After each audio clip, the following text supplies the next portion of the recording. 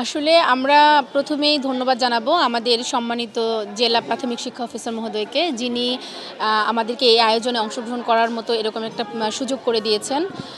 আমাদের প্রাথমিক শিক্ষার বর্তমান যে পরিস্থিতি, আমরা একটু করোনাকালীন সময়ের পর থেকে আমাদের স্টুডেন্টের আগ্রহটা একটু কমে গেছে।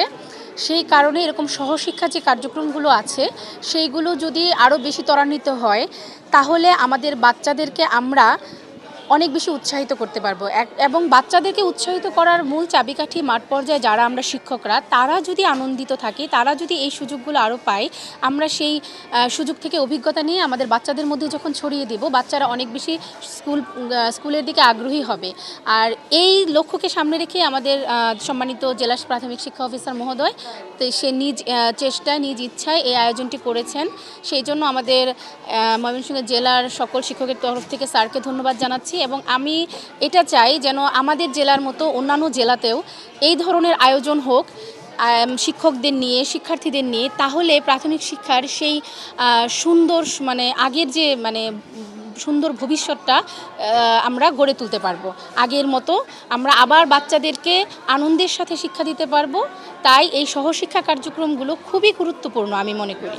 পাঠদান, শিক্ষার্থীকে আকৃষ্ট করা, এটা বড় একটা মাধ্যম বা উপকরণ হলো এই সাংস্কৃতিক কর্মসূচি, সঙ্গীত, নৃত্য, এই সমস্ত বিষয়।